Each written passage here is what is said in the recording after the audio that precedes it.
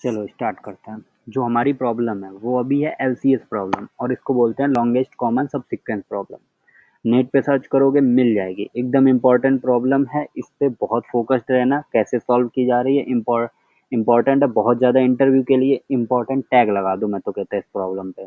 कोई भी एमएनसी हो इस प्रॉब्लम को बहुत प्रेफर करती है। ओके, डीपी की बहुत अच्छी प्रॉब्लम, बस डरने का नहीं, कोई रॉकेट साइंस नहीं इस प्रॉब्लम में। डीपी सोच के डर जाओ। इसको स्टार्ट करते हैं, एकदम बेसिक से करेंगे और पूरा प्रॉब्लम समझाएंगे। सिंपल ऑब्जर्वेशन है, कोई रॉकेट साइंस नहीं।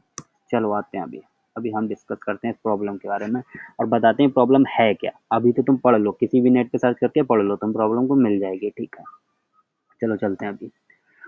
तो पहले लॉन्गेस्ट सबसिक्वेंस से पहले ये जानते हैं कि सबसिक्वेंस क्या होता है। सबसिक्वेंस, ओके, सबसिक्वेंस मैं बोल रहा हूँ, कोई मेरे पास स्ट्रिंग है, string A B C D something something ऐसा कुछ ले लेते हैं। ओके, समथिंग कुछ भी ऐसा स्ट्रिंग ले लिया, तो इसके सबसिक्वेंस क्या हो सकते हैं। सबसिक्वेंस का मतलब है, ओके मैं सबको ड्रा करके दिखाता हूँ अभी। मैं कोई भी पार्ट यहाँ पे, अगर मान लो मैं डी को डिलीट कर दिया तो ए बी सी मेरा सबसिक्वेंस हो जाएगा। अगर मान लो मैं सारे पार्ट डिलीट कर दूँ तब भी मेरे पास जो बचा हुआ स्ट्रिंग होगा, इम्प्टी स्ट्रिंग, वो भी एक सबसिक्वेंस है। ओके, अगर मैं मान लो ए और सी को डिलीट कर दूं तो भी मेरे पास जो बचेगी वो सब सीक्वेंस होगी। तो अभी सब सीक्वेंस का कॉन्सेप्ट समझ में आता है। ओके, सब सीक्वेंस क्या है समझ आया कि स्ट्रिंग में से कहीं से भी कोई एलिमेंट हटा दो, बची हुई स्ट्रिंग सब सीक्वेंस है। अपने मन से हटा दो, जहां से मन करे। चलो, तो अभी जो हमको प्रॉब्लम सॉल्व करती है वो क्या है, longest common sub sequence problem. मतलब कि दो स्ट्रिंग्स गिवन है तुमको, गिवन में क्या है, गिवन में क्या है लिख लेते हैं। गिवन में है S1 और S2, दो स्ट्रिंग्स हैं, और इन दोनों स्ट्रिंग्स में क्या करना है, इनमें सब सीक्वेंस देखनी है जो कॉमन है, और उनमें से भी हमको ना उसका लेंथ बताना है जो कि क्या है, कॉमन लेंथ में लॉन्गेस्ट है। ओके, जो कि कॉमन सब सीक्वेंस में लॉन्गेस्ट है, तो उसका लेंथ हमको बताना है। ओके, चलो कैसे करते हैं अभी वो सब डिस्कस करेंगे, धीरे धीरे करते हैं, सब सब आएगा। चलो, एक सिंपल सा क्वेश्चन है, देखते हैं अभी। सिंपल सा क्वेश्चन है, आई होप आप लोग को तो समझ आएगा आराम से, साथ में देखते रहो, हो जाएगा। ठीक है, तो एच, अगर मेरे पास S2 एक स्ट्रिंग है, वो अगर डील कुछ भी नहीं है, एक एम्प्टी स्ट्रिंग है, एंड S1 ABCD कुछ भी है, कुछ भी तुम ले लो, तुम्हारी डिपेंड करता है। ठीक है, तो हमारी लॉन्गेस्ट कॉमन सबसिक्वेंस क्या होगी, बहुत बेसिक प्रॉब्लम है। लॉन्गेस्ट कॉमन सबसिक्वेंस क्या होगी, उसका लेंथ क्या होगा, एम्प्टी स्ट्रिंग होगी with length zero, with length zero. ठीक है, ये बात समझ में आती है। अगर इसी तरह से मैं S1 को एम्प्टी स्ट्रिंग बना दूं और S2 को ऐसा कुछ भी दे दूं, तब भी हमारे पास आंसर क्या होगा कि empty string with length zero. Okay, बात समझ आती है। ठीक है, तो हमको एक चीज क्लियर हो गई कि इनमें से कोई भी स्ट्रिंग का लेंथ अगर जीरो होगा तो हमारा आंसर जीरो आएगा। ठीक है, ठीक है, अभी चलते हैं, अब हम देखते हैं आगे का। ए बी सी डी, मैं कोई स्ट्रिंग है मुझे गिवन है, मैंने इस तरह से उसको लिख लिया, ए बी सी डी कोई स्ट्रिंग है, and the second string is like B D और ई एफ समथिंग लाइक। ठीक है, तो मेरा आंसर क्या हो सकता है, यहाँ पे अगर देखा जाए तो आंसर होगा बी और डी, बी और डी, क्योंकि ये दोनों में कॉमन है। ठीक है, दोनों में कॉमन है, लेकिन हम अभी इस पे बात नहीं कर रहा, अभी हम बात करेंगे, आपको दिखाते हैं। मैंने कहा क्या, इस एलिमेंट को अगर मैं i equal to, directly i equal to, मान लो ऊपर वाली स्ट्रिंग को मैं i से डिनोट कर रहा हूँ, i से अप्रोच कर रहा हूँ, तो i इक्वल टू 3 के लिए जाओ, एंड इस स्ट्रिंग का जे जे को कहाँ पे जाओ, 2 पे जाओ। तो अगर देखो दोनों करेक्टर्स मैच कर रहे हैं, मैं बोल रहा हूँ आगे की स्ट्रिंग को डिलीट कर दो, इसकी डिलीट कर दो, इसको डिलीट कर दो, चलो इसको डिलीट कर दो, इसके आगे कोई स्ट्रिंग है नहीं तो उसको डिलीट नहीं करते। अगर ये दोनों करेक्टर मैच करते हैं, इसका ith character matching with the jth character of the S2, तो हमारा आंसर क्या होगा, सिंपली सिंपली सोचो आंसर क्या होगा।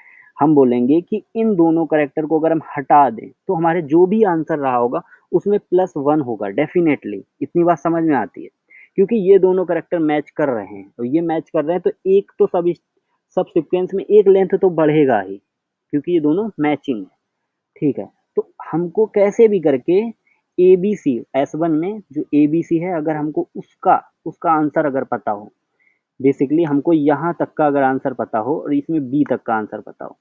ठीक है, ठीक है, बात समझ आती है। ठीक है, चलो आगे बढ़ते हैं इस प्रॉब्लम को। प्रॉब्लम बहुत अच्छी है, एकदम एकदम फोकस्ड रहने का इस प्रॉब्लम पे। तो इसका चलो मैथमेटिकल एक एक्सप्रेशन लिख लेते हैं, बातें बहुत अच्छे से क्लियर हो जाएंगी। मैंने कहा आंसर आई, डिनोट क्या कर रहा है कि डिनोट ये कर रहा है कि एस वन स्ट्रिंग जिसका लेंथ जीरो टू आई है, and and and S two string जिसका लेंथ जीरो टू जे है, उनका आंसर दे रहा है ये maximum length common subsequent. Okay, ये आंसर दे रहा है, आंसर ऑफ I, J। ठीक है, लिख लो इस बात को। ये क्या दे रहा है? ये दे रहा है जो हमने बोला था। ठीक है, चलो इसको बना रहने देते हैं, देख लेना, इसका आंसर है ये। ठीक है, तो अब चलो इसका मैथमेटिकल एक्सप्रेशन लिखते हैं। मैं बोल रहा हूँ कहीं पर भी किसी भी पॉइंट पे अगर S of I equals S1 ले लेते हैं, S1 क्योंकि हमने ऊपर S1 S2 बोला है। ठीक है, H2 ऑफ J हो जाता है, H2 ऑफ J हो जाता है, क्योंकि हमने इंडेक्सिंग यहाँ पे हम किसी और तरीके से करेंगे, तो अभी इसको S-1 और J-1 कर देते हैं, क्योंकि आपको अभी हम बताते हैं इंडेक्सिंग क्या होगा। क्योंकि आंसर ऑफ I, J क्या हो जाएगा? सिंपल सिंपल सी बात है, हमने ऊपर अभी डिस्कस की थी। क्या हो जाएगा कि हमारा I-1 J-1। ये क्यों है? क्योंकि I क्या बता रहा है? S1 में 0 से लेके I तक का लेंथ, और J क्या बता रहा है? S2 में 0 से J तक का लेंथ का स्ट्रिंग। तो हम क्या कहेंगे, अगर जैसे ही हमारा S of I equal to S of J हुआ, तो हम बोलेंगे हमने इन दोनों करेक्टर्स को डिलीट कर दिया, एंड इसके पीछे का जितना आंसर था +1 हो जाएगा फॉर श्योर। चलो एल्स पार्ट पे देखते हैं, एल्स पार्ट पे देखते हैं कि ये जब दोनों ही मैच ना कर रहे हो एक दूसरे से। ठीक है, तो उस आंसर में क्या हो सकता है? मेरा सिंपल सा केस हो जाएगा। सिंपल सा केस क्या हो जाएगा? हम बोलेंगे कि या तो हमने ith करेक्टर को डिलीट कर दें तो उसका जो आंसर रहा होगा, या तो हम jth करेक्टर को डिलीट कर दें, उसका जो आंसर रहा होगा, मतलब उन दोनों का हम मैक्सिमम हमको लेना है ना, वही मेरा आंसर रहा होगा। तो maximum of answer of I-1, J and answer of, क्या करेंगे, jth करेक्टर को अगर डिलीट कर दें, J-1। बात समझ में आती है इतनी, है ना? बात समझ में आती है यहाँ तक? ठीक है, तो बस हमारी प्रॉब्लम हो गई। बोला था प्रॉब्लम में कोई रॉकेट साइंस नहीं है। चलो इसको मार देते हैं कम, डिलीट। अब हम डायरेक्ट आते हैं प्रॉब्लम पे। अब प्रॉब्लम को सॉल्व करना स्टार्ट करते हैं। तो हमको क्या दे रखा है? S1, S2। चलो यूजर से ले लेते हैं इसको। ठीक है,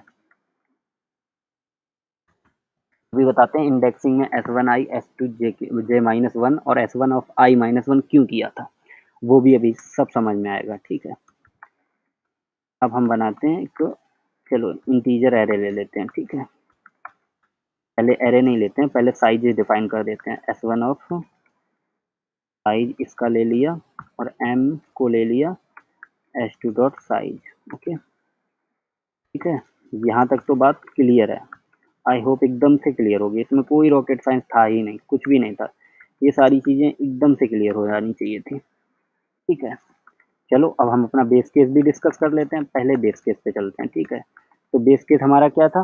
बेस केस था कि कोई भी एक स्ट्रिंग का लेंथ 0 हो जाए। ठीक है, कोई भी एक स्ट्रिंग का लेंथ 0 हो जाए। तो ये इस केस में हम क्या ले रहे हैं? देखो हम चल कहाँ से रहे हैं, पहले ये चीज़ देखो। हम चल रहे हैं 0 to M। M लेंथ किसका है? M लेंथ किसका है? H2 का है। मतलब हम H2 को बोल रहे हैं कि हमारा S1 0 हो गया है। S1 0 हो गया तो हमारा H2 है। तो H2 का आंसर क्या होगा हर एलिमेंट के लिए? क्योंकि कोई कॉमन सब्सिक्वेंस हो ही नहीं सकता यहाँ पे। एकदम सही। चलो चलो, आंसर क्या हो गया? 0। अब अगेन हम लेते हैं 4, i less than equals n। अब की बार हमने H2 को 0 करा दिया, एम्प्टी स्ट्रिंग मान ली। ठीक है, एम्प्टी स्ट्रिंग यहाँ पे ले ली, तो आंसर क्या हो जाएगा हमारा? आंसर क्या हो जाएगा? सोचो, आंसर क्या हो जाएगा? ये होगा। ठीक है, चलो अब हम शुरू करते हैं रियल कोडिंग, जो हमने किया था। बस कुछ नहीं करना, बस वही करना जो अभी तक हम करते आए हैं। हमने ऊपर बताया था, पूरा डिस्कस किया है, कोई दिक्कत नहीं आएगी, आराम से फॉलो करते चलो।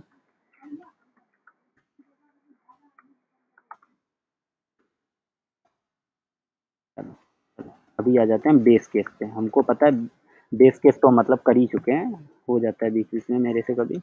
अब हम बताते हैं हमने S1 of I minus one equals equals H2 of J minus one क्यों बोला था।